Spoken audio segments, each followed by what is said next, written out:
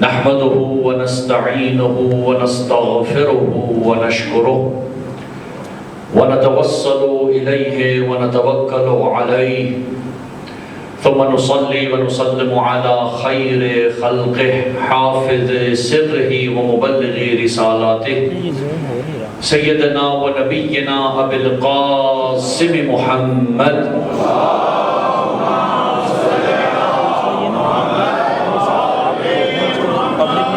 وعلى أهل بيته الطيبين الطاهرين المعصومين المنتجبين المنتخبين سيما بقية الله في الأرضين واللعنة الدائمة على أعدائهم أجمعين من يوم عداوتهم إلى قيام يوم الدين.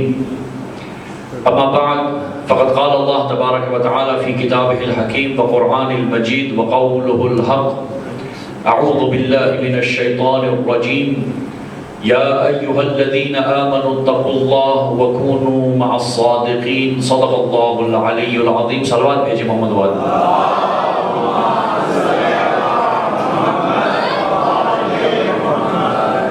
معزز سامعین معزز احباب، اس سلسلے کی آج یہ چوتھی مجلس سورہ توبہ کی 119ویں آیت کا انتخاب کیا گیا، جس میں ارشاد باری تعالیٰ ہے کہ اے ایمان والو، اللہ کی نافرمانی سے بچو اور سچوں کے ساتھ ہو جاؤ. اس آیت کا انتخاب اس لیے کیا کہ کربلا ایک درسگاہ ہے، کربلا ایک معیار ہے، کربلا ایک کرائیٹیریا ہے، کربلا ایک سکیل ہے. کربلا کسی قصے یا کہانی کا نام نہیں ہے. اس کی وجہ یہ ہے کہ کربلا میں جو شخصیت موجود تھی، وہ شخصیت کسی خاص فرد کے فرزند، بیٹے، نواسے یا پوتے کا نام نہیں تھا. وہ شخصیت ایک الہی شخصیت تھی.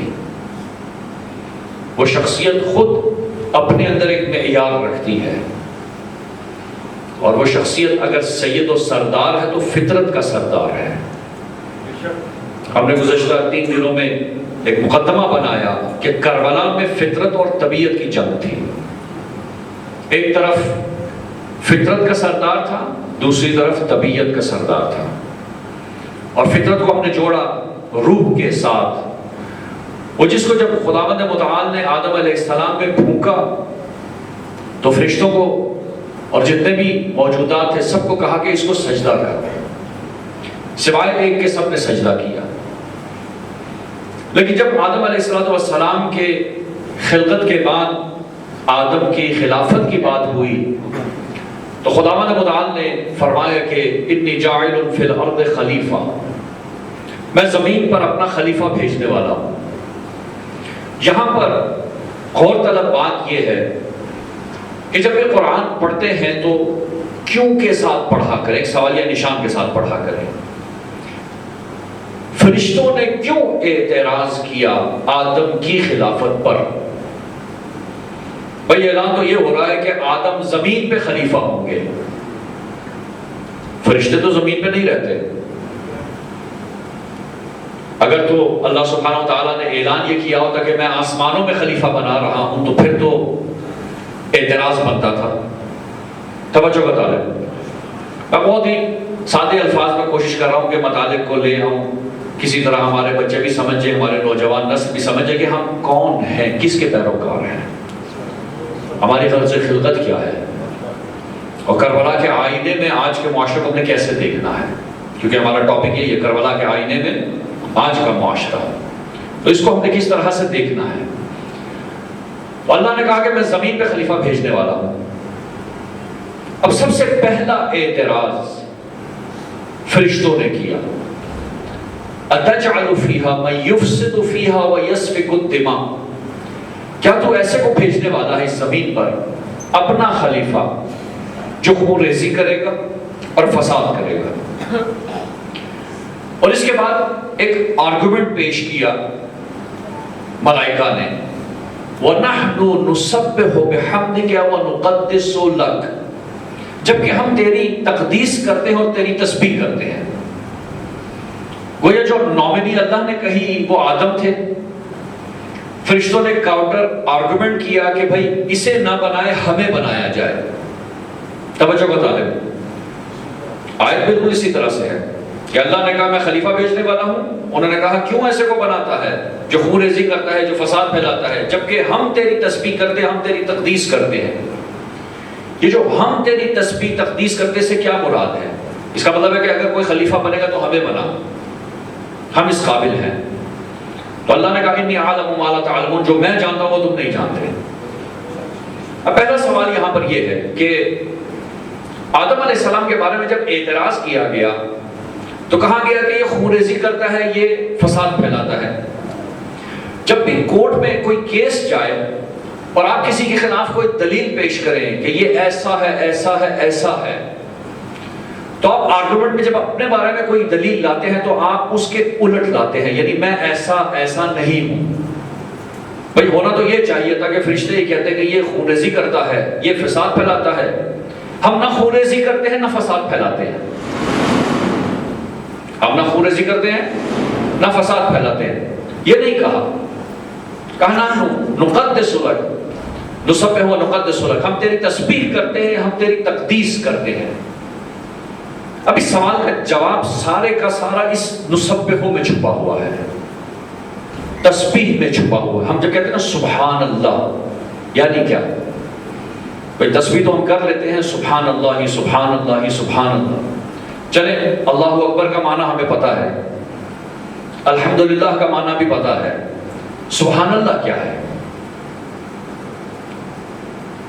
تسبیح روز پڑھتے ہیں نا, نماز کے بعد تسبیح آتا ہے زہرا سلام اللہ علیہا. کبھی سوچا ہے کہ آپ جب سبحان اللہ کہتے ہیں تو اس سے کیا مراد ہے؟ مراد یہ ہے کہ وہ منزہ اور پاک ہے وہ ذات تمام عیبوں سے. یہ ہے سبحان اللہ کا مطلب. تو فرشتوں نے کہا کہ ہم تسبیح کرتے ہیں, یعنی تجھے منزہ جانتے ہیں ہر عیب سے. کیا اس کا کوئی ریلیشن ہے اس آرگومنٹ سے جو بلڈ کیا گیا پہلے؟ جو آرگومنٹ پہلے آیا کہ بھئی یہ خون ریزی کرتا ہے, یہ فساد پھیلاتا ہے, کیا کوئی ریلیشن ہے؟ جی ہے. ریلیشن یہ ہے کہ جب بھی کوئی فساد پھیلائے گا, جب بھی کوئی خون ریزی کرے گا, تو یہ اللہ کی اس سبحانیت کا انکار کر رہا ہوتا ہے. اس لیے یہاں پہ کہا کہ نحن نسبح و نقدس لک, ہم تیری تسبیح کرتے ہیں, ہم تیری تقدیس کرتے ہیں. تو یہاں پہ آرگومنٹ یہی بنا. اب فرشتوں کو کہاں سے معلوم کہ آدم جو کہ ابھی خلق ہوا ہے یہ خون ریزی کرے گا, یہ فساد پھیلائے گا؟ مختلف تفسیریں ہیں, میں صرف اپنے استاد کی طرف ریفر کروں گا. ان کی جو تفسیر ہے اس کے مطابق فرماتے ہیں کہ بہت ساری تفسیریں ہیں. بعض نے کہا کہ جی اس سے پہلے بھی آدم موجود تھے, تو فرشتوں کو ان کو دیکھ کے اندازہ ہوا کہ جی یہ کام کرتے ہیں, اور بہت کچھ. میں اگر آپ سے کہوں کہ آپ کے پاس پانی ہے, دودھ ہے اور چینی ہے, اس کی کیا کیا خصوصیات ہیں؟ آپ کہیں کہ جی پانی پیاس بجھاتی ہے, انسان کے لیے حیاتی ہے, اور اگر آپ دودھ بھی ملا لیں, چینی بھی ملا لیں, کوئی میٹھی چیز آپ بنا سکتے ہیں اس سے, مختلف چیزیں آپ بنانا شروع کر دیں گے, بتانا شروع کر دیں گے.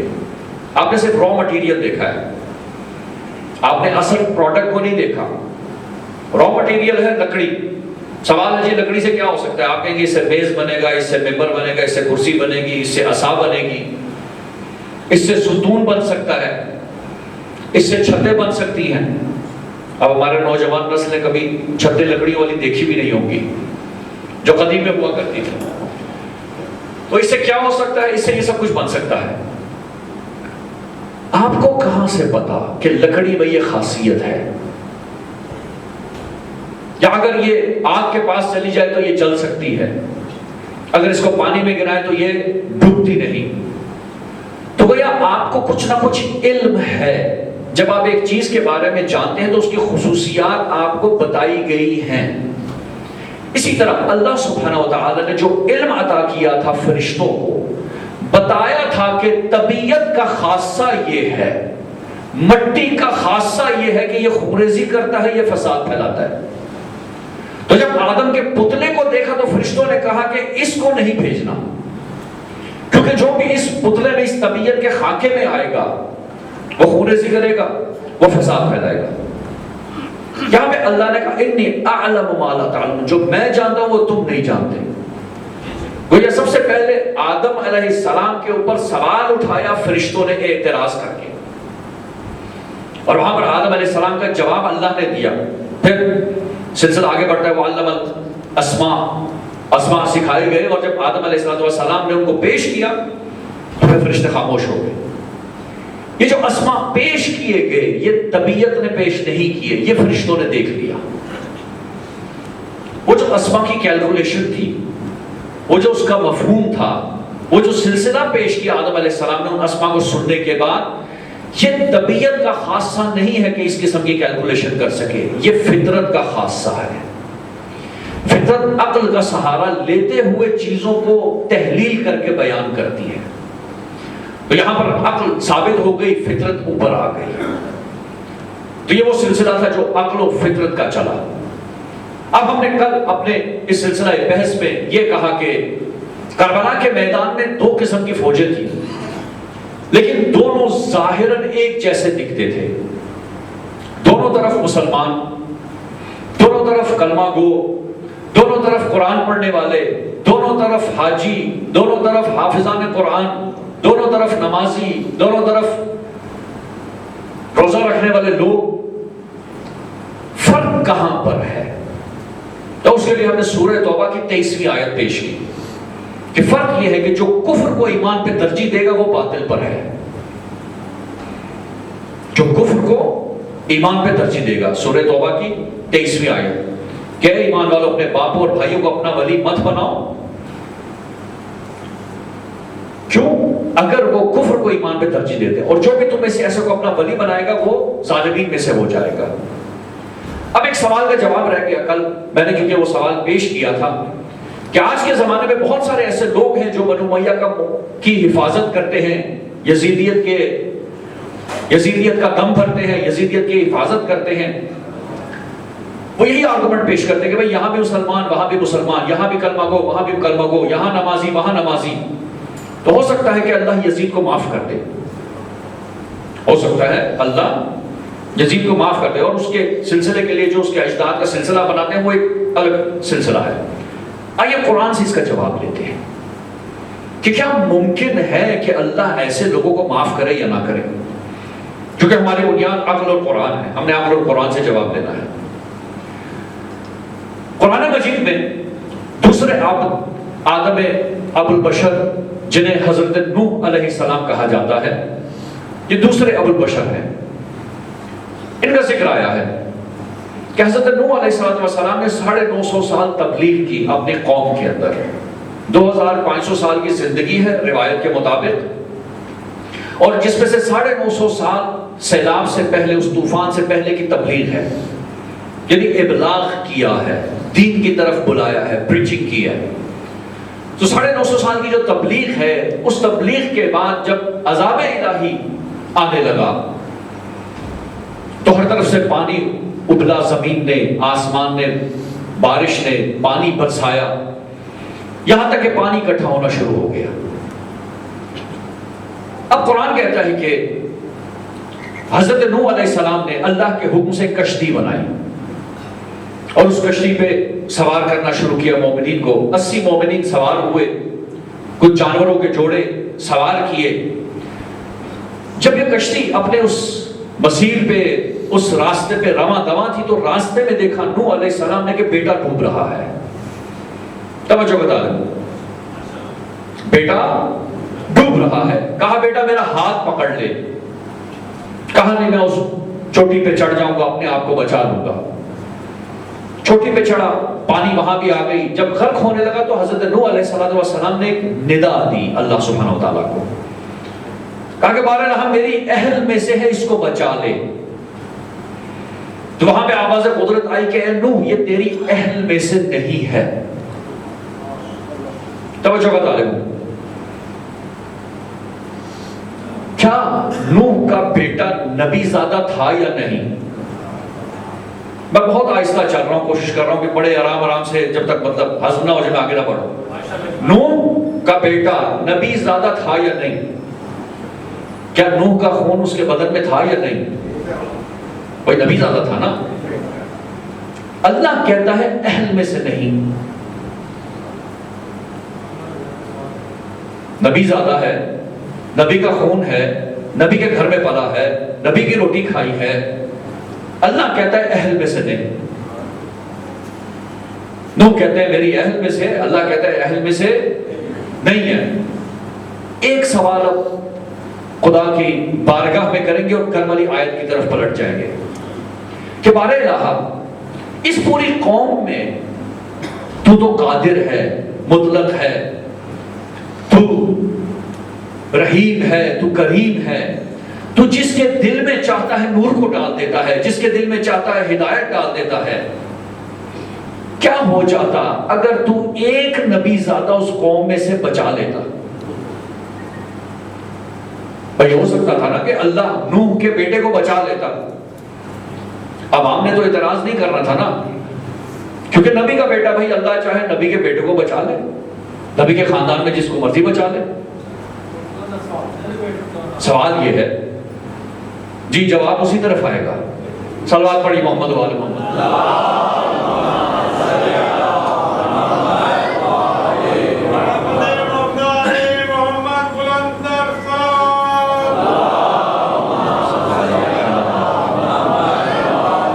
بھائی سوال یہ ہے کہ ایک نبی زادہ تھا، اللہ بچا لیتا۔ آواز قدرت آئی کہ ہم اصولوں کے پابند ہیں، اس کائنات کو عقل کی بنیاد پر خلق کیا گیا۔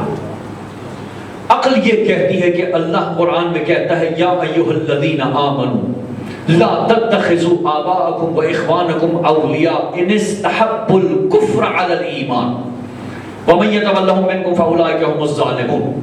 اپنے باپوں اور بھائیوں کو اپنا ولی مت بناؤ۔ جب باپ اور بھائی ولی نہیں بن سکتا تو چاہے بیوی ہو چاہے اولاد ہو، اگر کفر کو ایمان پہ ترجیح دیتی ہے تو پھر یہ ان میں سے نہیں ہوگا۔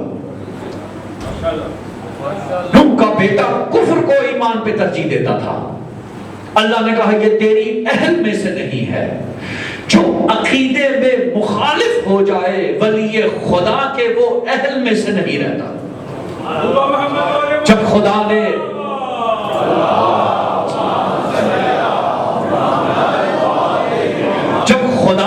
نبی زادہ نہیں چھوڑا تو اب کوئی صحابی زادہ ہو یا امیر زادہ، یہ نہیں ہو سکتا کہ کفر کو ایمان پہ ترجیح دیتا اور ہم یہ گمان کریں کہ شاید خدا معاف کر دے۔ قرآن اہل عقل ہمیں حکم دیتا ہے۔ اب آپ دیکھ لیجئے تاریخ میں جو بھی گزرا، جہاں جہاں بھی گزرا، اسی لیے علماء اہل تسنن کہتے ہیں کہ اگر ہم مولا علی کے زمانے میں ہوتے، ہر جنگ میں ہم مولا علی کے ساتھ ہوتے، کیوں دوسری طرف نہ ہوتے؟ کیونکہ ولی خدا کھڑا ہے، ولی خدا کھڑا ہے۔ یہ عقل کی بات ہو رہی ہے۔ آئیے ایک اور مثال قرآن سے لیتے ہیں عقل کی بنیاد پر، کہ یہ جو اصول اللہ نے بنا دے کہ کفر کو ایمان پہ ترجیح دیتا ہو اس کی معافی نہیں ہے۔ جو بھی کفر کو ایمان پہ ترجیح دے، یہ ایسا سلسلہ نہیں ہے کہ ہم توسل کر لیں، کچھ بھی کر لیں اور کفر کی طرف بھی سافٹ کارنر ہم رکھتے ہوں، نہیں، کفر کی طرف سافٹ کارنر نہیں رکھا جا سکتا، کیونکہ جو کفر کے لیے سافٹ کارنر رکھے گا تو پھر وہ یزیدیت کی طرف چلا جائے گا، وہ اپنے زمانے کے یزیدیت کا پیروکار کہلائے گا۔ ہمیں حسینیت کے ساتھ رہنا ہے۔ کربلا اسی چیز کا نام ہے کہ امام حسین علیہ السلام ولی خدا ہے جو خدا کے لیے قیام کر رہے ہیں، اور اسی چیز کو اپنے وصیت نامے میں بیان کیا کہ انی لم اخرج اشرا ولا بطرا ولا مفسدا انما خرجت لطلب الاصلاح فی امت جدی اريد ان امر بالمعروف وانهى عن المنکر واسیر بسیرت جدی وابی علی ابن ابی طالب علیہ الصلوۃ والسلام۔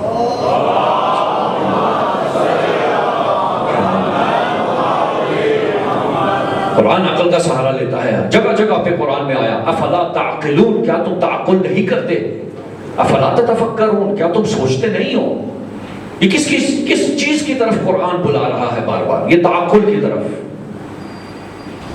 یہ عقل کا راستہ ہے. کیونکہ یہ فطرت کا راستہ ہے، یہ ہمیں اپنے اصل کی طرف لے جاتا ہے، جو ہماری اصل ہے، فطرت ہے، جس پر خدا نے سب کو خلق کیا، اور اس میں کوئی کسی قسم کی کوئی عیب فطرت میں نہیں پائی جاتی. اسی لیے مولا علی علیہ السلام اپنے نہج البلاغہ کے جو پہلا خطبہ ہے امام کا، اس کو اگر آپ پڑھیں تو وہاں پہ مقصد انبیاء لکھا ہوا ہے، انبیاء کو کیوں بھیجا گیا. تو وہاں پہ ایک جملہ ہے مولا امیر المومنین علیہ السلام کا، لِيُصِيرَ دَفَائِنَ الْعُقُولِ، تاکہ انبیاء اس لیے مبعوث ہوئے تاکہ عقول جو دفن ہو چکے ہیں ان کو باہر نکالیں. میں ایک مثال دیتا ہوں، بات واضح ہو جائے. آپ کی جیب میں ایک ہیرا ہو، ہیرا ایک قیمتی پتھر ہے، ایک ہیرا ہو آپ کی جیب میں. آج کل ماشاءاللہ ویسے ہی مونسون شروع ہو گئی، برسات کا موسم شروع ہو گیا، آپ نے گھر میں لا کے رکھا، آپ کے بیٹے نے وہ ہیرا اٹھایا، جیب میں رکھا دوستوں کو دکھانے کے لیے، اور دکھانے کی غرض سے جب باہر نکلے تو پتا لگا کہ جی دوست فلاں گراؤنڈ میں کرکٹ کھیل رہے ہیں، یہ بھی کرکٹ کھیلنے پہنچ گئے. اب یا فیلڈنگ کر رہے تھے یا بالنگ کر رہے تھے یا بیٹنگ کر رہے تھے، وہ ہیرا جیب سے گر گیا اور شدید بارش شروع ہو گئی. اتنی بارش ہوئی کہ اس گراؤنڈ کی جو مٹی ہے وہ گل کیچڑ میں تبدیل ہو گئی اور یہ ہیرا اس میں دفن ہو گیا.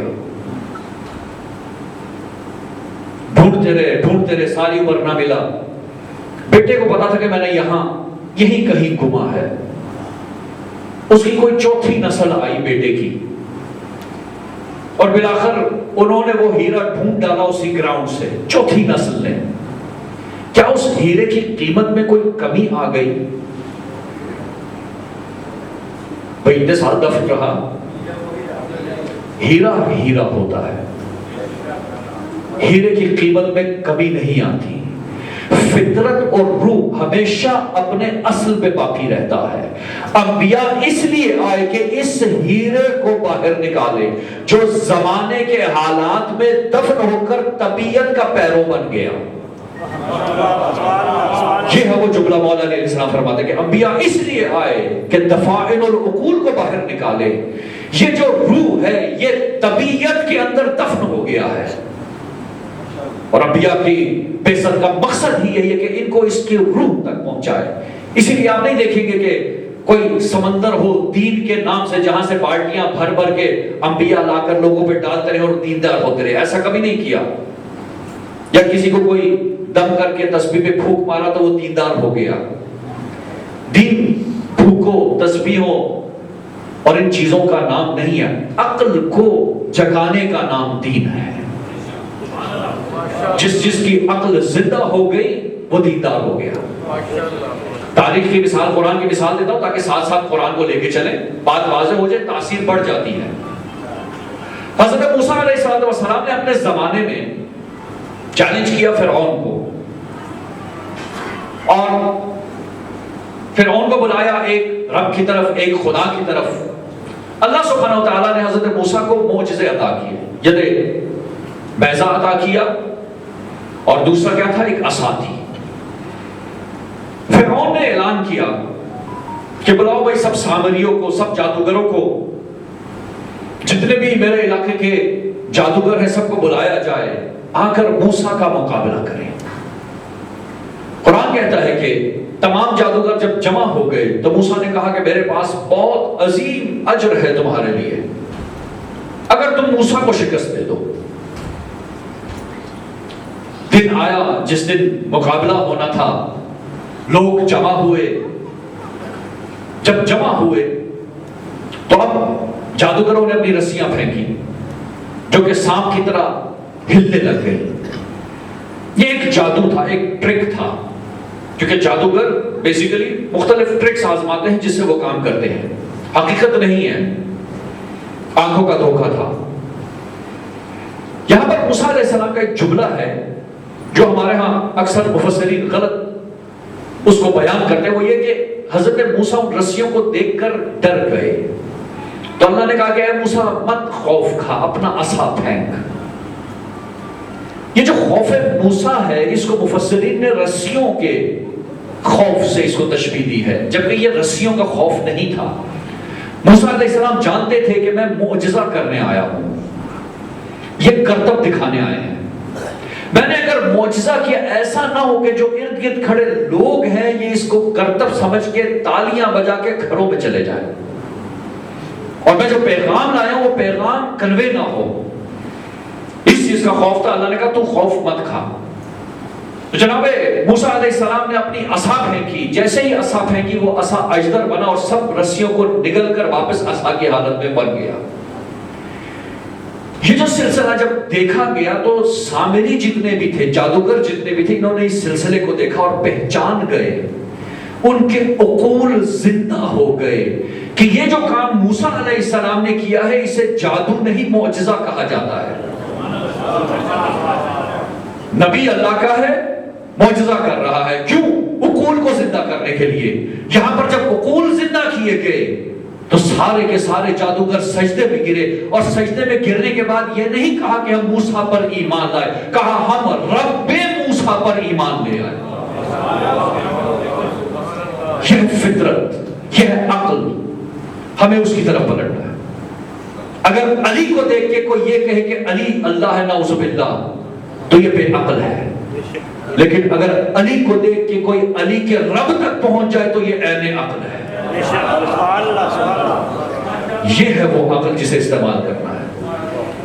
میں ساتھ ساتھ آپ کو چھوٹی چھوٹی چابیاں دے رہا ہوں کہ جو باتیں کرتے ہیں آپ سمجھ لیجیے کس بنیاد پر کرتے ہیں، کیونکہ کل ہم نے کہا کہ 3 چیزیں لے آئے نا حضرت جبرائیل علیہ السلام، عقل، دین اور حیا۔ تو جس میں عقل نہ ہو اس میں دین بھی نہیں ہے، اس میں حیا بھی نہیں ہے۔ یہ عقل ہے کہ موسیٰ علیہ السلام معجزہ کرتے ہیں، وہ جو ریئلائز کر گیا کہ یہ معجزہ ہے، یہ جادو نہیں ہے، یہ کوئی خاص علم نہیں ہے، یہ اللہ کی طرف سے کوئی قدرت ہے، ان کے عقول جاگے، ان کی عقل جاگی، ان کی فطرت پلٹی، وہ اپنی فطرت کی طرف پلٹے، اور فطرت کے بعد پلٹنے کے بعد کیا کہا؟ ہم رب موسیٰ پر ایمان لے آئے۔ یہ خاصیت ہے فطرت کی کہ جب بھی فطرت کی بات کرتے ہیں تو مستقیماً خدا کی طرف پلٹ جاتا ہے انسان۔ اسی کے قرآن مجید میں اللہ سبحانہ وتعالیٰ نے نبی کریم صلی اللہ علیہ وسلم کو کہا کہ انت مذکر، صلوات پڑھیے محمد والے،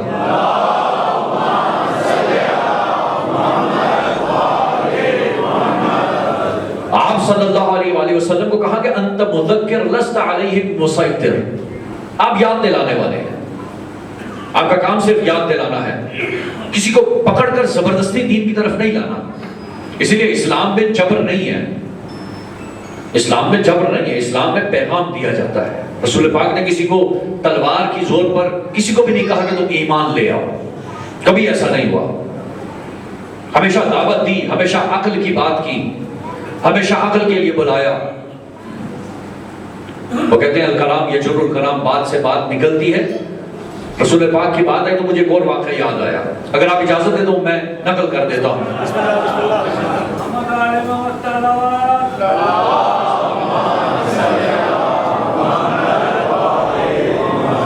آپ دیکھیں گا کہ لفظ مقصر کہاں سے شروع ہوا۔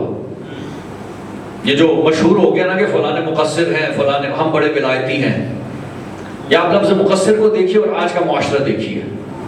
میں نے کہا باتوں میں بات ذہن میں آ گئی ایک دم سے، ربط ہے اسی لیے بیان کر رہا ہوں۔ عقل کی بنیاد پر،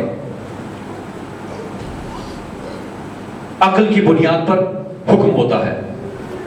کچھ عیسائی راہب آئے، آپ نے واقعہ سنا ہوا ہے، عموماً عید مباہلہ میں یہ واقعہ پیش کیا جاتا ہے کہ جب عیسائیوں کے راہب آئے نا رسول پاک صلی اللہ علیہ وآلہ وسلم سے ملنے، تو بڑے زرد پر انہوں نے کپڑے پہنے ہوئے تھے، بڑے ہیرے جواہرات والے لاکٹس، ہر چیز جو ہے وہ لٹکائے ہوئے تھے، ہاتھوں میں بھی زیورات۔ تو رسول پاک نے ان کو دیکھتے ہی اپنا منہ موڑ لیا۔ اب وہ تھے کچھ جو سامنے آگے بڑھ بڑھ کے کہہ رہے تھے کہ آئیے ملیے، آئیے ملیے۔ تو انہوں نے ان سے پوچھا کہ رسول نے منہ کیوں موڑ لیا؟ تو جب پوچھا کہا کہ ان سے کہو سادے لباس میں آئے، علماء کو یہ لباس زیبا نہیں دیتے، جب عوام کے پاس نہیں ہے تو یہ کس قسم کے راہب اور دیندار ہیں؟ پلٹایا گیا، واپس آئے سادے لباسوں میں. اب آئے تو سورہ عمران کی آیات ہیں، آل عمران کی آیات ہیں. آرگومنٹ شروع ہوا، بات شروع ہوئی، ڈسکشن شروع ہوئی. کرتے کرتے یہاں تک ڈسکشن آ گئی کہ رسول پاک صلی اللہ علیہ وسلم نے کہا کہ آپ بار بار حضرت عیسیٰ کو ابن اللہ کہتے ہیں جبکہ وہ عبداللہ ہے، تو کیا دلیل ہے آپ کے پاس کہ وہ ابن اللہ ہے؟ تو انہوں نے کہا کہ بھلا کبھی کسی بچے کو بنا باپ کے پیدا ہوئے دیکھا ہے؟ تو ظاہر ہے جس کا باپ کوئی نہیں اس کا باپ اللہ ہوگا، اور وہ ایک ہی شخصیت تھی. تو رسول پاک نے اب عقلی دلیل دی، یہ قرآن کی آیات ہے باقاعدہ سورہ آل عمران کی. کہا کہ اگر ایسا ہے تو پھر آدم کا نہ باپ تھا نہ ماں تھی، اس سے تو تم نبی مانتے ہو. بھائی وہ تو ڈبل آپ کہیں کہ پوائنٹس بنتے ہیں حضرت آدم علیہ السلام کے، ڈبل پوائنٹس ہیں. بھائی نہ باپ ہے نہ ماں ہے، وہاں تم کہتے ہو وہ نبی اللہ ہے، ادھر کم از کم ماں تو ہے نا جہاں تم ابن اللہ کہتے ہو. جب یہ دلیل رسول پاک نے وہاں پر دی تو وہاں پر جتنے بھی بنو نجران کے رائد تھے انہوں نے کہا کہ آپ تقصیر کر رہے ہیں، یعنی آپ مقصر ہیں، آپ حضرت عیسیٰ کی شان گھٹا رہے ہیں. تو یہ لفظ مقصر کہاں سے شروع ہوا؟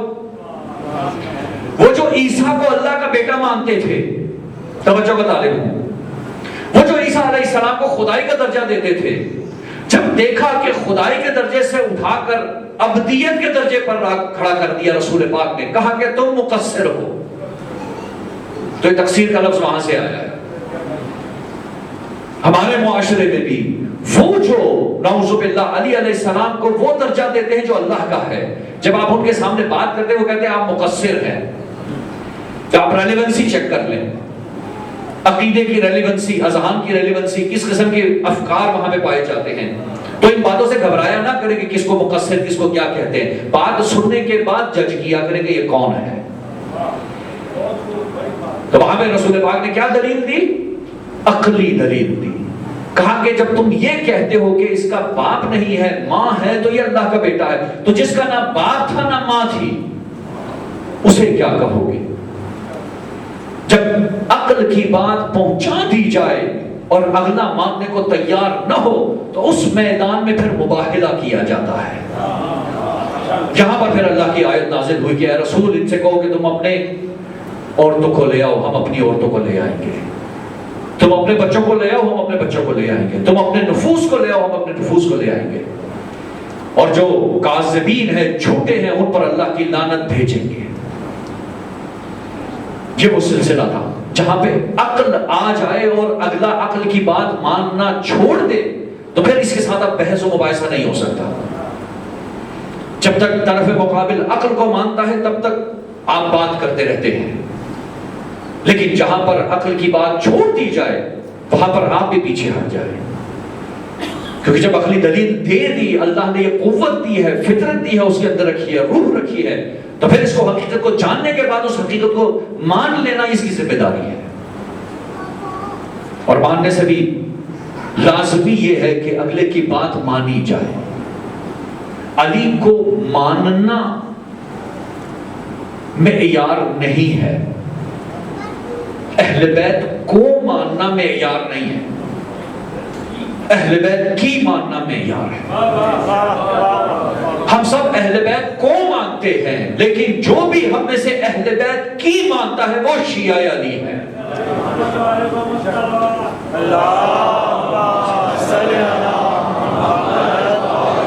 ایک مرتبہ اور صلوات پڑھیں، تھوڑا سا آگے تشریف لے آئیں، صلوات پڑھیں محمد اللہ، آگے آگے آ جائیں.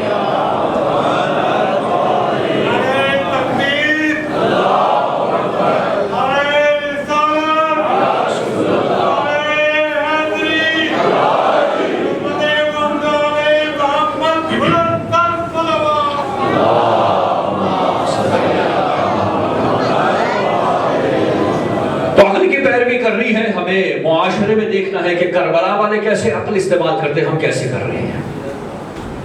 اہل بیت کو ماننا معیار نہیں ہے، اہل بیت کا نام لینا معیار نہیں ہے، اہل بیت کی ماننا معیار ہے. صرف ایک حرف کی تبدیلی سے معیار بدل جاتا ہے. اگر آپ مجھے کہیں گے کہ جی اس کی کوئی مثال ہے آپ کے پاس، تو جی مثال ہے. امام موسیٰ کاظم علیہ السلام کے محضر میں ایک شخص آیا،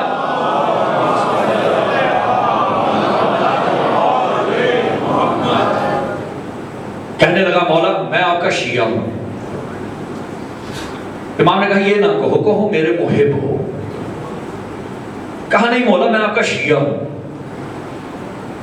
اب آپ اس شخص کی عقل کا اندازہ لگائیں جسے امام معصوم کہہ رہے ہیں کہ تم میرے محب ہو، اور وہ ضد پہ اڑا ہوا کہ میں شیعہ ہوں. قول معصوم کو رد کر رہا ہے. نہیں جی میں شیعہ ہوں. کہا تم محب ہو، تمہیں ہم سے محبت ہے. کہا نہیں میں شیعہ ہوں. کہا اچھا وہ تندور دیکھ رہے ہو، اس میں چھلانگ لگا. کہا مولا میں مر جاؤں گا، میرے بچے ہیں، کسی کو بتایا نہیں، چھپکے آیا ہوں ملنے، میری بیوی ہے، میرا یہ ہے، میرا کاروبار ہے، میں مر گیا پیچھے کون دیکھے گا. اتنے میں دروازہ کھلتا ہے، غلام آتا ہے، سلام کرتا ہے. امام کہتے ہیں جاؤ اس تندور میں چھلانگ لگاؤ. یہ نہ صرف چھلانگ لگاتا ہے، دروازہ بھی بند کر لیتا ہے، در تندور پھانپ لیتا ہے. اب امام اس کے چہرے کے تیور دیکھ رہے ہیں، پسینے چھوٹنا شروع ہو گئے. مولا جل گیا ہوگا، راکھ ہو گیا. کون تھا یہ؟ آپ کا صحابی تھا، خادم تھا، کیوں بھیج دیا اس کو؟ کہا پریشان مت ہو جاؤ دیکھو. تندور کھولا گیا تو گلزار میں بیٹھا ہوا. کہا جو شیعہ ہوتا ہے نا وہ حجت خدا کے لبوں کی طرف دیکھ رہا ہوتا ہے کہ یہ جب بھی کچھ کہیں تو میں فوراً عمل کروں. اہل بیت کی ماننا معیار ہے، اہل بیت کو ماننا معیار نہیں ہے.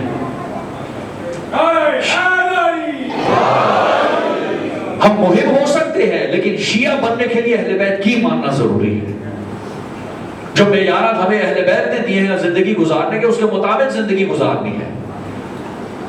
یہ ہو نہیں سکتا کہ اہل بیت 5 وقت کی نماز پڑھتے ہیں اور شیعہ علی نماز نہ پڑھتا ہوں. میں تھوڑی سی وہ سلسلہ ہوتا ہے نا کہ مولانا کو چیک کرنے کے لیے پبلک کے پاس ایک سکیل ہوتا ہے، مختلف لیولز ہوتے ہیں، آپ چیک کرتے رہتے کہ مولانا کیسے ہیں. اسی طرح ممبر پہ آنے والے مولانا کے پاس بھی کچھ سکیلز ہوتے ہیں. وہ تھوڑا سا ہائی کرتے ہیں، تھوڑا اور ہائی کرتے ہیں. میں تھوڑا سا ہائی کرنے لگا ہوں سکیل کو. بات اگر بری لگے تو میں معذرت چاہوں گا، میں پہلے ہی معذرت چاہتا ہوں اپنی اس بات کے لیے، لیکن مجھے تھوڑا سا ہی لانا ہے. رمضان المبارک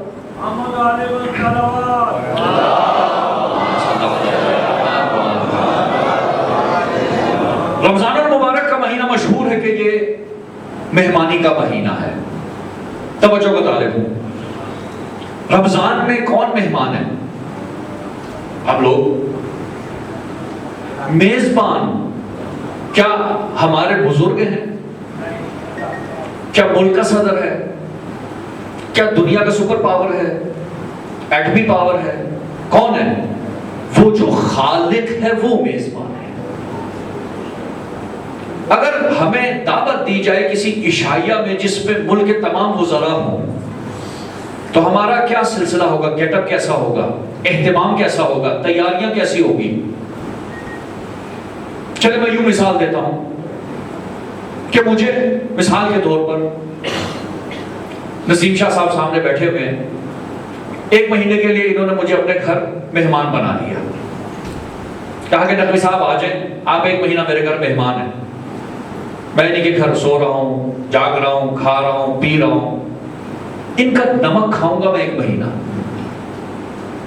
1 مہینہ گزرنے کے بعد جب میں باہر آیا تو میں باہر لوگوں کے سامنے جا کے انہوں نے مجھے کہا کہ جناب آپ نے اس جگہ پہ نہیں جانا، یہاں پہ یہ حد ہے، یہاں یہ حد ہے، یہاں یہ حد ہے. میں ساری حدود توڑنا شروع کر دوں،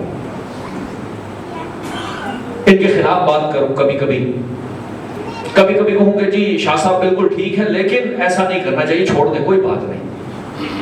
لوگ مجھے کیا کہیں گے؟ میں نے تو نمک کھایا تھا نا. کیا کہیں گے؟ یہ نمک حرامی کر رہا ہے. اس ذات نے 1 مہینہ ہمارے سونے پہ بھی ہمیں ثواب دیا، ہمارے سانس لینے پہ بھی ہمیں ثواب دیا. ایک آیت پڑھتے تھے تو پورے قرآن کا ثواب دیا. کس کس طرح سے اس نے میزبانی نہیں کی. لیکن اگر کوئی مہینہ گزرنے کے بعد اسے بھول جائے تو ہماری زبان میں اسے کیا کہتے ہیں؟ جس کا نمک کھایا ہے اس کے برابر معذرت کے ساتھ. نماز کوئی معمولی چیز نہیں ہے، یہ مقدمہ ہے. اگر یہ مقدمہ نہ ہوتا تو قرآن میں نہ ہوتا کہ اے چادر میں لپٹے ہوئے اٹھ تہجد ادا کر. یا ایھا المدثر کیوں کہا گیا؟ کیوں تہجد کا نام لیا گیا؟ کیوں حکم آیا؟ کیوں 5 وقت کی نماز واجب قرار دی؟ اگر نماز کی کوئی اہمیت ہی نہ ہوتی تو پھر علی محراب نماز میں ضربت نہ کھاتے. ہم عاشور کے دن حسین کے سجدے کو تو یاد کرتے ہیں، لیکن جس کو سجدہ ہو رہا ہے اسے بھول جاتے ہیں. وہ سجدہ یاد رہا، جس کو سجدہ ہو رہا ہے بھول گئے. اس کا مطلب ہے ہم عقل کی پیروی نہیں کر رہے. بھائی سامری نے تو عصا کو دیکھ کے کہا کہ ہم رب موسیٰ پر ایمان لے آئے. حسین کے سجدے کو دیکھ کے اگر کوئی یہ کہہ دے کہ میں حسین کے رب پر ایمان لے آئے تو یہ عقل کا تابع ہے، یہ فطرت کی طرف پلٹ آیا ہے. ان چیزوں کو آسان نہ لیں کیونکہ یہ مقدمہ ہے. نماز، روزہ، حج، زکات جتنے بھی واجبات ہیں جس فطرت کی ہم بات کر رہے ہیں یہ اس کے لیے مقدمہ ہے. جس طرح اگر آپ نے ڈاکٹر بننا ہو تو آپ کو میٹرکس لازمی کرنی ہے، آپ کو FSC میں میڈیکل سائنس ضرور پڑھنا ہے، اچھے نمبر لینے تاکہ میڈیکل کالج میں داخلہ ہو. یہ جو مقدمہ ہے نا پیچھے، آپ نرسری KG سے شروع کیا، میٹرک تک پڑھے، پری میڈیکل آپ نے پڑھی اور پھر میڈیکل کالج یا یونیورسٹی میں آپ کا داخلہ ہوا. یہ نماز روزہ یہی کچھ ہے، یہ مقدمہ ہے. جو اگر نماز پڑھتا ہے، بر وقت روزے رکھتا ہے، تمام واجبات کو ادا کرتا ہے، یہ مقدمہ ادا کر رہا ہے، اپنی اس فطرت کو ایک لیول تک جگائے رکھتا ہے. اور جیسے ہی اس کے سامنے حسین کی بات آ جاتی ہے تو وہ عرش کی طرف چلا جاتا ہے، وہ معراج کو پا لیتا ہے، وہ لطف اندوز ہوتا ہے ان مقامات سے جو اس کو ملتے ہیں. یہ مقامات ضروری ہیں. فطرت کی طرف ہمیں پلٹاتا ہے کربلا. ہماری روح، ہماری فطرت اسی کو جگانے کا سلسلہ ہے، اسی کا معیار بنا دیا کربلا کو اللہ سبحانہ وتعالیٰ نے. افلا تعقلون افلا تتذکرون افلا تتفکرون، کیا تم فکر نہیں کرتے؟ اور نبی کو میں نے کہا کہ اللہ نے مذکر بنایا. حضرت موسیٰ علیہ السلام نے کیا کیا؟ صرف عصا پھینکی، یاد دلایا کہ دیکھو جو کچھ تم کر رہے ہو یہ شاید ٹرک ہو، کسی نالج کے تحت آیا، جو میں کر رہا ہوں یہ معجزہ ہے. یاد دلایا ہے. رسول پاک صلی اللہ علیہ وآلہ وسلم نے جو راہب مسیحی آئے ان کو یاد دلایا کہ جس کے ماں باپ نہیں ہے اسے تم نبی بلاتے ہو، جس کا باپ ہی صرف نہیں ہے ماں ہے اسے تم اللہ کا بیٹا کہتے ہو. کیونکہ یاد دلانا ہے، مذکر ہے. اور عجیب ایک بہت ہی لطیف نکتہ ہے اس میں، انت مذکر لست علیہم بمسیطر میں، کہ تمہارا کوئی سیطرہ نہیں ہے. سیطرہ یعنی آپ نے ابھی یہاں پر کسی کے اوپر کوئی حکم لاگو نہیں کرنا کہ یہ جنتی ہے، یہ دوزخی ہے، یہ فلاں ہے، یہ فلاں ہے. یہ کام قیامت کے دن اللہ نے کرنا ہے، مرنے کے بعد حساب کتاب ہے. آپ کا سیطرہ یہاں پہ نہیں ہے. میں ایک مثال دیتا ہوں بچوں کو سمجھ میں آ جائے. عموماً کاروباری لوگوں کے لیے مثال جو ہے وہ زیادہ آسان ہے. آپ نے اگر کسی سے پیسے لینے ہو، کاروبار آپ کر رہے ہیں، مارکیٹ کے اندر بہت ساری دکانیں ہیں، کسی ایک دکاندار نے آپ سے پیسے لے لیے، یہ مال ادھار میں لیا، کہا کہ اس کے پیسے میں 5 دن میں دے دوں گا. مال ادھار میں لیا، پیسے 5 دن میں دے دوں گا. آپ اپنے کام میں مصروف ہیں، کرتے کرتے وقت آ جاتا ہے، زمانہ گزر جاتا ہے، 5 دن کیا 6 دن 7 دن 8 دن 10 دن گزر جاتے ہیں. آپ مروتاً کچھ نہیں کہتے. 10 دن کے بعد آپ کے دکان میں جو شاگرد کام کر رہا ہے، آپ اس کو کہتے ہیں کہ جاؤ اس کو یاد دلاؤ کہ بھائی جان پیسے تم نے دینے تھے وہ واپس کر دو، مال لیا تھا. آپ شاگرد سے یہ نہیں کہتے کہ جا کے مال لے آؤ، پیسے لے آؤ. آپ شاگرد کو کیوں بھیجتے ہیں؟ یاد دلانے کے لیے. کہا میں خود دیکھ لوں گا. ایک دفعہ یاد دلایا، بیٹے کو بھیجا، بیٹا جاؤ اس کو یاد دلاؤ، 2 دفعہ، تیسری مرتبہ دوسرے بیٹے کو بس جا کے وہاں پہ چائے پی کے آ جاؤ، کچھ بولنا نہیں۔ کیوں بھیج رہے ہیں؟ یاد دلانے کے لیے۔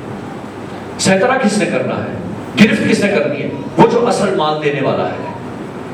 اللہ سبحانہ و تعالیٰ نے جو انبیاء بھیجے یاد دلانے کے لیے بھیجے کہ انبیاء جاؤ ان کو یاد دلاؤ بار بار، میرے معجزات کے ذریعے، میری کتاب کے ذریعے، صحیفوں کے ذریعے، قرآنی آیات کے ذریعے تبلیغ کرے تبلیغ کرے تبلیغ کرے، یاد دلائے یاد دلائے۔ دیکھ لوں گا میں ان کو، کیونکہ پلٹ کر انہوں نے میری طرف ہی آنا ہے۔ یا تو کوئی ایسا بندہ اس دنیا میں رہتا ہو کہ جو کہے کہ میں نے مرنا نہیں ہے، مرنا سب نے ہے، سب کو پتا ہے۔ تو انبیاء ذکر یاد دلاتے تھے، اسی لیے قرآن مجید کو بھی ذکر کہا گیا کہ قرآن ذکر ہے، یاد دلانے والی کتاب ہے، یاد دہانی کرواتی ہے۔ جی یاد دہانی کس کو کروایا جاتا ہے؟ دیکھیں یاد وہاں پہ دلوایا جاتا ہے جہاں پہ پہلے سے کوئی پس منظر میں کوئی چیز ہو۔ اگر پیچھے پس منظر میں کوئی چیز نہ ہونا پھر یاد نہیں دلوا سکتے آپ لاکھ کسی کو کوئی بات کرتے رہے، اگر اس کو پس منظر ہی یاد نہیں ہے وہ کہے گا بھائی یہ کیا بات کر رہے ہو۔ تو اس کا مطلب ہے کہ یہ جو فطرت ہے اسی کے اندر اس خدا کی وحدانیت بھی موجود ہے، اس کی وحدانیت کا اقرار بھی موجود ہے، اور آخرت میں جو کچھ ہونا ہے وہ بھی اسی میں موجود ہے۔ مسئلہ صرف یہ ہے کہ جب تک ہم اپنے اس جسم کی پیروی کرتے رہیں گے، اس جسم کی طرف متوجہ رہیں گے اور اپنی روح کو بھول جائیں گے، تب تک ہمیں وہ خدا یاد نہیں آئے گا۔ تب پھر نماز میں جب بھی کھڑے ہوں گے تو ہمیں ادھر ادھر کی باتیں یاد آئیں گی، ہم عزاداری بھی کر رہے ہوں گے، امام حسین کے لیے رو بھی رہے ہوں گے، اور گھر کے مسائل بھی یاد آ رہے ہوں گے۔ یہ کیوں ہوتا ہے؟ یہ اس لیے ہوتا ہے کہ ابھی تک ہم اپنی روح کی طرف نہیں پڑھ رہے، اپنی فطرت کی طرف نہیں پڑھ رہے۔ یہ فطرت کی طرف پلٹنا بہت ضروری ہے، کیونکہ کربلا کے میدان میں جو بھی فطرت کی طرف پلٹ گیا وہ حسین کے پاس آ گیا۔ آپ دیکھیں کہ تاریخ کربلا میں لکھا ہے کہ زہیر ابن قین عثمانی مسلک کے تھے۔ جب امام مکہ سے چلے ہیں کوفہ کی طرف یا کربلا کی طرف جب سفر کر رہے تھے تو زہیر کا بھی ایک مقام پہ دیکھا کہ خیمہ لگا ہوا ہے، تو زہیر کو خبر ملی کہ امام حسین کا قافلہ آ گیا، تو زہیر ابن قین نے اپنا قافلہ اٹھایا۔ تاریخ کہتی ہے کہ کوشش یہ تھی زہیر کی کہ جہاں پر امام پڑاؤ کریں یہ آگے چلے جائیں، اور جب امام نکلنے لگے تو یہ ایسی جگہ پڑاؤ کریں کہ امام وہاں پہ رکے نہ۔ لیکن مشیت الہی یہ تھی کہ دونوں قافلے ایک جگہ پہ جمع ہو گئے۔ جب دونوں قافلے جمع ہو گئے تو امام نے پیغام بھیجوایا، کہا کہ جاؤ زہیر کو میرے پاس بلاؤ۔ عرب میں یہ روایت تھی کہ ایک خیمہ لگایا جاتا تھا کھانے کے لیے جو سردار کا خیمہ تھا، اور جس طرح میں اگر بیٹھا ہوں میرے پیچھے اگر کوئی پردہ ہو تو دوسری طرف اگر ایک ہال بنا ہو تو وہ خواتین کے لیے ہوگا یا مردوں کے لیے ہوگا۔ تو جب کھانا کھایا کرتے تھے پردہ حائل ہوتا تھا، بیچ میں ایک کنات تھی، پردہ تھا، دوسری طرف خواتین، سامنے مرد۔ کھانا کھایا جا رہا ہے، اتنے میں قاصد امام آتا ہے۔ اب ظاہر ہے جب یہاں پہ کوئی بات ہو رہی ہو تو پردے کے پیچھے موجود خواتین تک آوازیں جاتی ہیں۔ آواز لگی کہ امام حسین علیہ السلام کا قاصد آیا ہے۔ کہا کیا پیغام ہے؟ کہا زہیر تمہیں امام بلا رہے ہیں۔ زہیر کے ہاتھ میں جو لقمہ تھا وہ چھوڑ دیا، کہا میں اسی دن سے ڈرتا تھا کہ میرا سامنا حسین سے ہو جائے۔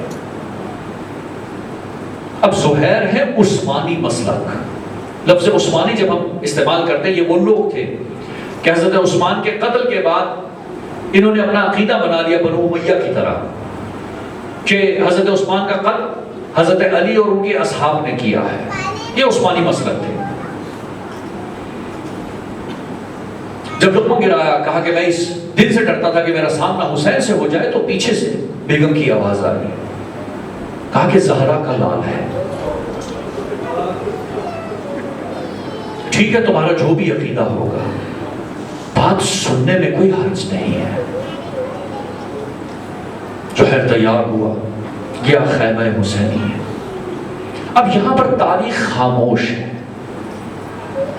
کہ امام اور زہیر کے بیچ میں کیا مکالمہ ہوا، کیونکہ کوئی تیسرا شخص موجود نہیں ہے، نہ ہی زہیر نے بتایا نہ ہی امام نے بتایا، لیکن تاریخ نے یہ ضرور لکھا کہ عثمانی مسلک خیمہ حسینی میں گیا ضرور تھا زہیر، لیکن حسینی بن کر واپس آیا۔ کوئی فطرت کے پیکر کو ملنے کے بعد اپنی فطرت پا کے واپس آ گیا، ایسے جیسے نومولود بچہ ہوتا ہے۔ حسین روح قرآن، روح کعبہ ہے، یہ جو کہتے ہیں نا حاجی حج پہ جا کے پاک و پاکیزہ ہو کر آ جاتا ہے، اگر اس حج میں روح حج بھی شامل ہو تو پھر یہ ہوتا ہے۔ یہ انشاءاللہ کبھی وقت رہا تو اس موضوع کو بھی بعد میں چھیڑیں گے کہ کس طرح سے امام معصوم روح کعبہ ہے۔ زہیر حسینی بن کر آئے۔ اب یہ سلسلہ چلتا رہا، قافلہ چلتا رہا۔ آج کچھ اصحاب کا ذکر کرنا ہے تاکہ یہ بات بھی ختم ہو جائے کہ ہم تو معصوم نہیں ہیں، ہم کیسے ان جیسے بن سکتے ہیں؟ بھائی جب اصحاب ہو سکتے ہیں تو کیا تم اصحاب جیسے نہیں بن سکتے؟ انہی میں ایک نام ہے ایک خاص صحابی کا، حبیب ابن مظاہر۔ خدا کی قسمت کرے کہ آپ کربلا جائیں، جو لوگ ہیں وہ جانتے ہیں حبیب کو خط دے کے بلایا گیا خصوصی طور پر، اور حبیب کی قبر بھی آج الگ سے موجود ہے۔ آپ امام حسین کی زیارت بعد میں کرتے ہیں، بائیں طرف پہلے حبیب کی قبر آتی ہے، پھر گنج شہداء ہے، پھر امام کی قبر ہے۔ جو مقتل حسین ہے نا جہاں پہ سر قلب ہوا امام، اس کے بالکل بعد حبیب کا مزار ہے، خاص طور پہ بلایا گیا۔ کون حبیب؟ بچپن کا دوست ہے۔ تاریخ کہتی ہے کہ کوفہ میں جب کرفیو لگ گیا نا، اب جتنے بھی امام حسین کے ماننے والے تھے جنہوں نے بیعت کی تھی امام کی، یہ چاہتے تھے کہ باہر نکلے کسی نہ کسی طرح۔ تو حبیب بھی اسی تیاری میں تھے، مسلم بن اوسجہ بھی اسی تیاری میں تھے کہ کسی طرح کسی اندھیری رات میں کسی ہیلے سے ہم اس کوفہ شہر سے باہر نکل آئیں، ان ناکوں کو توڑتے ہوئے ہم نکل جائیں، کیونکہ کرفیو ہے، کوئی جا نہیں سکتا۔ لیکن تاریخ کہتی ہے کہ اسی اثنا میں جب کربلا کے میدان میں پہنچے نا 2 محرم کو یہ قافلہ، تو اب بی بی بیٹھی ہے اپنے بھائی کے ساتھ، کہتی بھیا دشمن کے تو لشکر میں جوگ در جوگ قافلے آتے جا رہے ہیں، کیا ہمارا کوئی نہیں ہے جو ہماری مدد کو آئے؟ کہا بہن بھائی حبیب ہے کوفہ میں، کہا جلدی خط لکھیے۔ فاطمہ کے لال نے خط لکھا، اِلَّا الْفَقِيهِ، فقیہ کی جانب میرا خط ہے، اے حبیب ہم کربلا پہنچ چکے ہیں، دشمن کے نرغے میں ہماری مدد کو آؤ۔ بی بی نے کہا بھیا ذرا خط پڑھائیے کیا لکھا ہے آپ نے؟ امام نے پڑھا کہ اِلَّا الْفَقِيهِ، فقیہ کی جانب میرا خط ہے، ہم کربلا میں دشمن کے نرغے میں ہیں، ہماری مدد کو آؤ۔ کہا بھیا میری جانب سے ایک لفظ اضافہ کر دیجئے، العجل العجل، حبیب اگر آنا ہو تو جلدی آنا۔ نجم زہرا کی لال کو کتنی جلدی تھی حبیب کے آنے کی، کہا العجل العجل، اگر آنا ہو تو جلدی آنا۔ یہ خط پہنچتا ہے حبیب کے پاس، قاصد پہنچتا ہے بڑی مشکل سے، جب پہنچتا ہے تو حبیب نامہ لے کے گھر میں آتا ہے، بیگم ساتھ بیٹھی ہے، پوچھتی ہے کون تھا دروازے پہ؟ حالات خراب ہے۔ کہا قاصد حسین ہے۔ کہا کیا لکھا ہے؟ لکھا ہے حبیب میری مدد کو ہو مگر آنا تو جلدی آنا۔ بیوی نے پوچھ لیا حبیب کیا سوچ رہے ہو؟ کہہ رہا بھی سوچ رہا ہوں کیسے جاؤں۔ تو بیوی کو چران آ گیا، کہا کہ اگر تم نہیں جاتے تو تم میری چادر اوڑھ لو، میں تمہاری تلوار لے کے جاتی ہوں۔ حبیب مسکرائے، کہا کہ تمہارا امتحان لینا تھا کہ کیا تم بھی زہرا کی کنیز ہو یا نہیں۔ حبیب نکلتے ہیں مسلم بن اوسجہ کو خبر دیتے کہ امام کا پیغام آ گیا ہے، نکلنا ہے۔ یہ سلسلہ چلا اور یہ صحابی آ گئے۔ جیسے ہی حبیب کربلا کے میدان میں پہنچے نا تو امام حسین کو خبر ہوئی کہ حبیب آ گئے، اپنے بیٹے علی اکبر کو بھیجا، استقبل امک یا حبیب، اے علی اکبر اپنے حبیب چچا کا استقبال کرو۔ تاریخ کہتے ہیں کہ جب حبیب آئے نا تو تکبیر کی صدا بلند ہوئی۔ ان تکبیروں کی صدا کی بلند ہونا تھا کہ جناب زینب اولیاء آگے بڑھی، دیکھا حبیب آئے ہیں، فضہ کو بھیجا، کہا فضہ میرے بھائی حبیب کو میرا سلام دے دو، اس کا شکریہ ادا کرو کہ زہرا کی بیٹی نے کہا تھا جلدی آنا تو جلدی آ گیا۔ یہ پیغام پہنچتا ہے حبیب تک، حبیب تماچے مارنا شروع کر دیتا ہے وہ کہ زہرا کی بیٹیوں پہ آج یہ وقت آ گیا کہ اس غلام زادے کو اس طرح سے سلام بھیجتے ہیں۔ بی بی یہ تو میرا فریضہ تھا آنا، اس میں شکریہ کی کیا بات ہے؟ اگر میں نہ آتا تو کیسے جناب زہرا کو اپنا منہ دکھاتا؟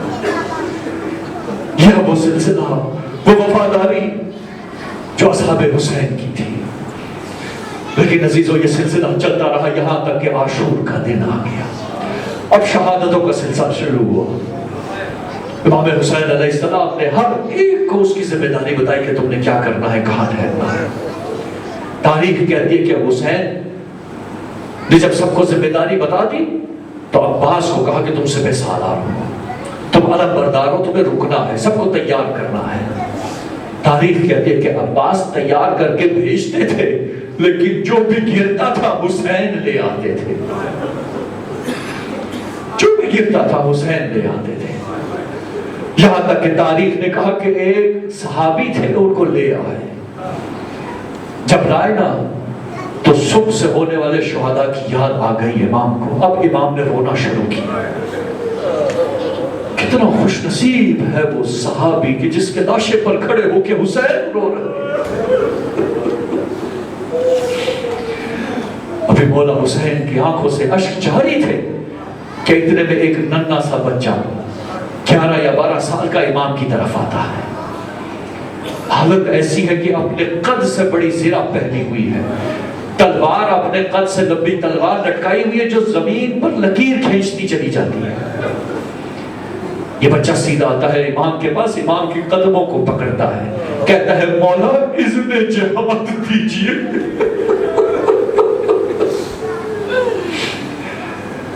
امام نے ایک طرف اس بچے کی طرف دیکھا، ایک طرف کہا کہ بیٹا تو کس کا بچہ ہے، کیوں اس حالت میں آیا ہے؟ کہا مولا جس شہید کے لاشے پر کھڑے ہو کے آپ رو رہے ہیں میں اسی کا فرزند ہوں۔ یہ سننا تھا کہ امام نے اس بچے کو گلے سے لگایا، کہا بیٹا تیری ماں کے لیے تیرے باپ کا غم ہی کافی ہے۔ تو یہ بچہ زور سے پکارا، ارے مولا اسی ماں نے تو تیار کر کے بھیجا ہے، ماں کا ذکر کر رہے ہیں اسی نے تیار کر کے بھیجا ہے۔ یہ ہے بلولا حسینی، ہماری ان ماں کا جو کربلا میں ہے۔ عزیزو جیسے ہی یہ سنا نا امام نے تو امام نے اس بچے کو پیار کرنا شروع کیا، کہا بیٹا میں تجھے اجازت نہیں دے سکتا۔ ابھی یہی کہا تھا مولا نے کہ در خیمہ سے آواز آئی، مولا اذن جہاد دیجیے، میں نہیں چاہتی زینب کے سامنے شرمندہ ہوں۔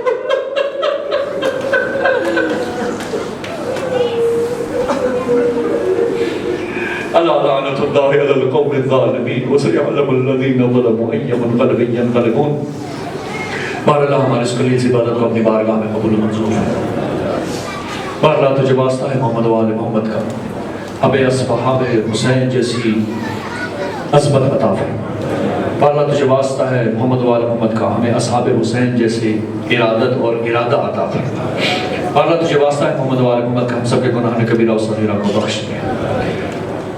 یہاں پر موجود جتنے بھی مومن و مومنات ہیں جو حاجات لے کے آئے ہیں یا جنہوں نے التماس سے دعا کے لیے کہا ہے، ان سب کی نیک دینی اور دنیاوی حاجات قبول و منظور فرما۔ اور اللہ حاضرین میں سے جو مریض ہیں یا ہمارے متعلقین میں سے جو مریض ہیں، جملہ مومن مومنات میں جو مرضات ہیں، ان سب مرضا کو شفاء کاملہ و اصلاح عطا فرما۔ اور اللہ تجھے واسطہ ہے محمد و آل محمد کا جو کاروبار کر رہے ہیں، جو کسی بھی قسم کی نوکری کر رہے ہیں ان کے رزق میں برکت عطا فرما، ان کے رزق میں وسعت عطا فرما، جو مقروض ہیں ان کے قرضے ادا ہوں، جو بے روزگار ہیں ان کو بہترین روزگار عطا فرما، جو بے اولاد ہیں ان کو اولاد صالح عطا فرما۔ بارہ تجھے واسطہ ہے محمد و آل محمد کا، مظلومین جہاں جہاں جہاں بھی آباد ہیں ان سب کو اپنے حفظ و امان میں رکھ، ظالمین کو نیست و نابود فرما۔